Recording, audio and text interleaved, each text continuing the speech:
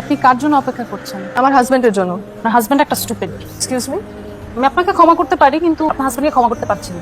আমি কি আপনাকে চিনি? আপনি আমাকে চিনেন না, কিন্তু আপনার স্টুপিড হাজবেন্ড আমাকে খুব ভালোভাবে চিনি। তো আমি কত খুঁজেছি, আচ্ছা কোথায় উধাও হয়ে গেছে কোনো পাত্তা নেই। আপনার হাজবেন্ড আমার খুব ভালো ফ্রেন্ড, গত 3 বছর ধরে কোনো যোগাযোগ হয়নি, খুঁজে পাইনি। আপনাকে ঠিক চিনতে পারছি না, এটাও আপনাকে দেখিনি। আমাকে তো বিয়ের দাওয়াত দেয়নি, কোনো যোগাযোগ নেই এখন।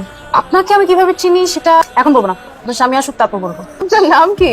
আমার নাম বললে আপনি চিনে ফেলবেন। আপনি আমার নাম শুনেছেন, আপনার হাজবেন্ড আপনাকে বলেছে, আমি sure.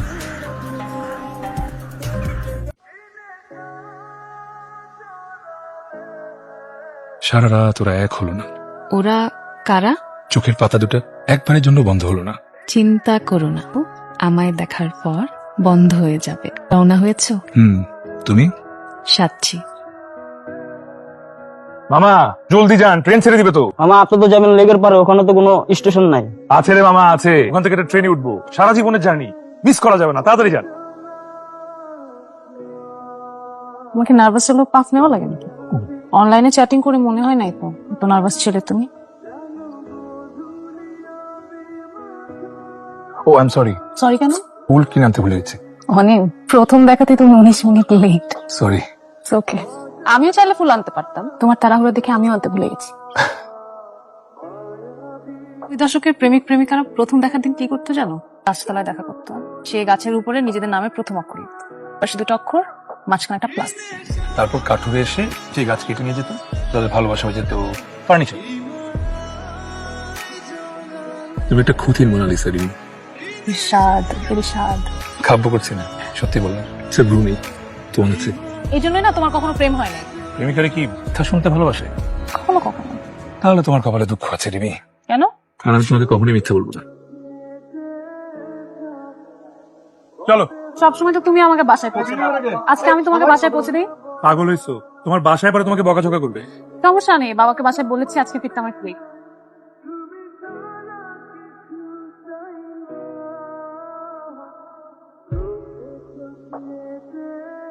Happy birthday to you, happy birthday to you. তুমি এত কিছু মানে। আমি রেডি করেছি সারপ্রাইজ করার জন্য। থ্যাঙ্কস। তুমি এটা সারা জীবন পড়ে থাকবে অনিম, কখনো মনে করবে না তুমি একা আছো। আমি আমার একটা ব্যক্তিগত পৃথিবী তোমার এই আঙ্গুলে গুঁজে দিলাম, এখানে তুমি সারা জীবন থাকবে।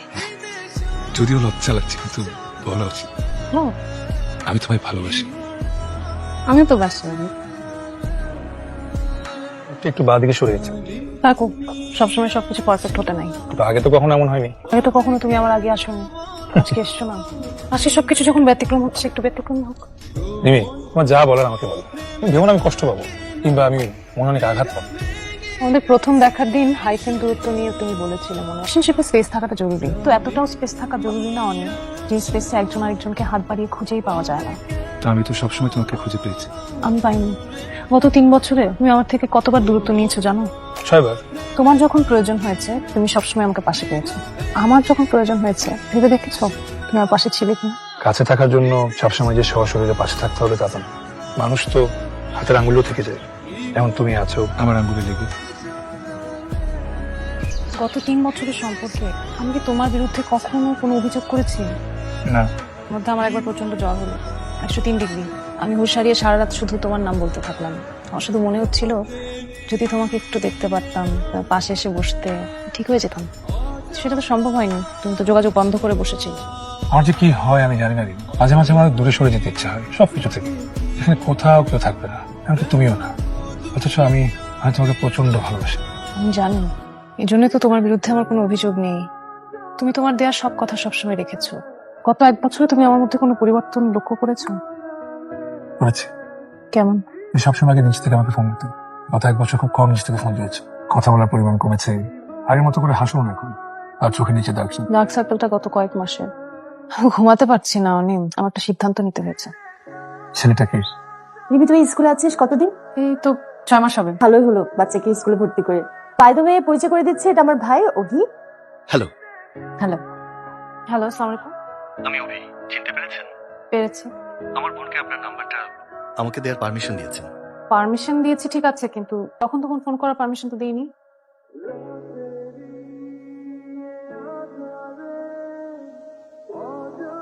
ভেবেছিলাম আপনি আজকেও না করবেন। আমি কি হ্যাঁ বলে কোনো অপরাধ করে ফেললাম নাকি? অবশ্যই না।